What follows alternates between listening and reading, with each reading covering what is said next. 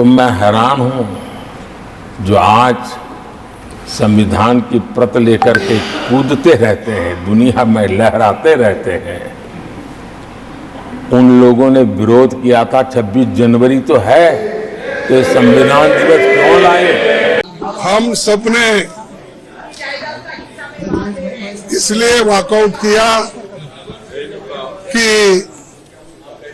जो prime minister अपना राष्ट्रपति अभिभाषण पर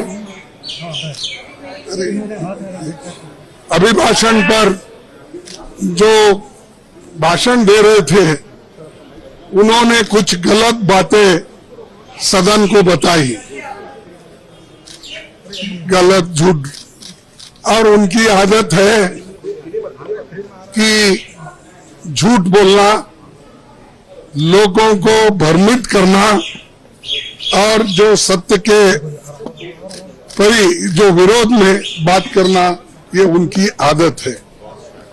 और मैंने सिर्फ उनको इतना ही पूछा कि जब वो संविधान के बारे में बोले कि आज लोग संविधान के लिए बचाने के लिए डंडोरा पीट रहे हैं, ऐसी बात उन्होंने कही, तो हमने ये कहा, देखो संविधान तो आप नहीं बनाए, संविधान के आप विरोधी थे, इसीलिए मैं वो क्लैरिफाई करना चाहता हूं कि कौन संविधान के फॉर थे, कौन संविधान के खिलाफ थे, किसने संविधान बनाया, किसने संविधान के खिलाफ बात किया, वो मैं उनके सामने रखना चाहता था।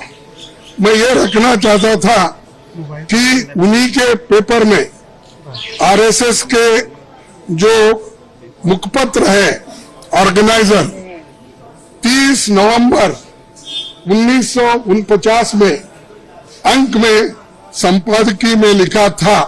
ये ऑर्गेनाइजर तो ऑथेंटिक पेपर है उनका, ये उनका ऑफिशियल पेपर है। उसमें ये लिखा गया था, भारत के इस नए संविधान की सबसे बुरी बात यह है कि इसमें भारतीय कुछ भी नहीं है। प्राचीन भारत के अद्भुत संवैधानिक विकास के बारे में इसमें कोई जिक्र ही नहीं है। आज तक मनुस्मृति में दर्ज मनु के कानून दुनिया की प्रशंसा का कारण है। ये किसने कहा? ये ऑर्गेनाइजर ने, आरएसएस ने, जनसंघ के जो लोग थे उस वक्त, उन्होंने कहा।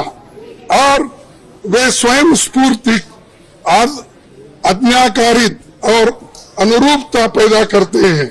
हमारे संवैधानिक विशेषज्ञों ने ये बात निरर्थक है।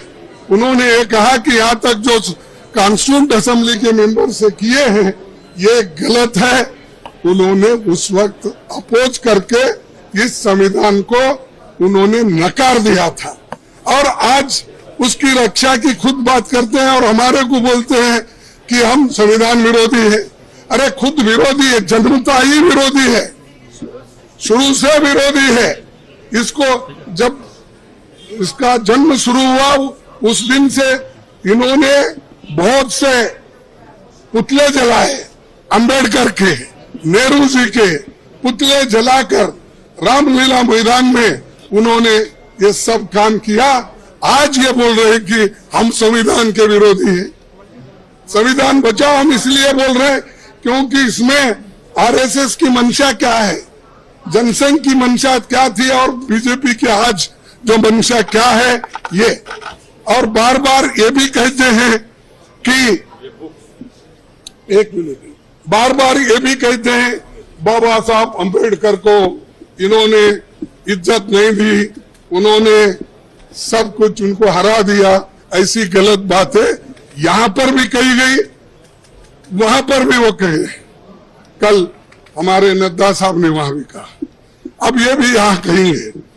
फिर भी मैं आपको बताना चाहता हूं, ड्राफ्टिंग कमेटी के चेयरमैन बाबा साहब अंबेडकर ने अपने शब्दों में ये कहा है कि मुझे बहुत आश्चर्य हुआ था जब प्रारूप समिति ने मुझे अपना अध्यक्ष चुना। सुन रहे हैं आप? समिति में मुझसे बड़े, मुझसे बेहतर और मुझसे सक्षम लोग थे।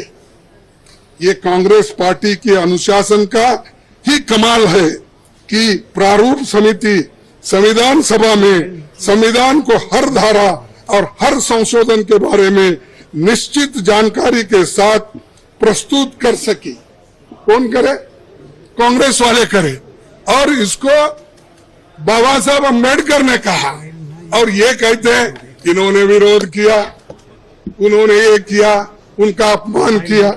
आगे मैं बताऊंगा। इसलिए संविधान सभा के समक्ष संविधान के प्रारूप के अबाध रूप से प्रस्तुत किए जाने के समस्त श्रेय पर कांग्रेस पार्टी का हक बनता है। ये बात मैं कहने वाला था, और मेरी बात सुन रहे नहीं। मैं मिनटों से हाथ उठा रहा हूं। हमारे सभी पार्टी, इंडिया गठबंधन पार्टी पूरी उठ के डिमांड कर रही थी, मांग रही थी। हम ध्यान खींच रहे थे चेयरमैन साहब, ना हमको वो मौका नहीं मिला। मैं फिर प्रधानमंत्री से खुद रिक्वेस्ट किया, 1 बार 2 बार 3 बार, लेकिन उन्होंने भी उसको नकार दिया। मैं जो झूठ बातें उन्होंने बोली है ये पूरे मेरे पास है। और कैसा ये लोग आज सदन में बोलते हैं, सदन के बाहर बोलते हैं, ये समझे हैं वो ही पढ़े लिखे हैं और गलत बातें बोलने में माहिर है। ये तो मैं बाबा साहब अम्बेडकर का स्पीच कॉन्स्टिट्यूंट असेंबली में जो बोला वो लाया हूं, और ऑर्गेनाइजर में उनके लोग क्या बोले हैं वो भी मैं बताना चाहता था, लेकिन उन्होंने मौका नहीं दिया। और इसलिए मैं कंडम करता हूं, हम सभी लोग कंडम करते हैं, और कंडम करके हम वॉकआउट किए, क्योंकि ये हमारे बात को जब कोई महत्व ही नहीं है तो वहां बैठकर क्या सुने हम। और जब प्रधानमंत्री खुद यहाँ पर जब बात कर रहे थे राहुल जी, उस वक्त 2 बार उठ के उन्होंने क्लैरिफिकेशन की कोशिश की, क्लैरिफाई कर दिए। 4 मिनिस्टर क्लैरिफाई कर दिए। मैं जब बात कर रहा था तो मेरे सदन में मेरे को रोकने टोकने का इतना कोशिश की, इतने लोग बार बार उठे मिनिस्टर्स। तो आज मेरे को 1 मिनट नहीं मिल सकता था इस बात बोलने के लिए। इसीलिए हम वो सभी लोग कंडम करके वॉकआउट किए हैं। बस यही चीज है।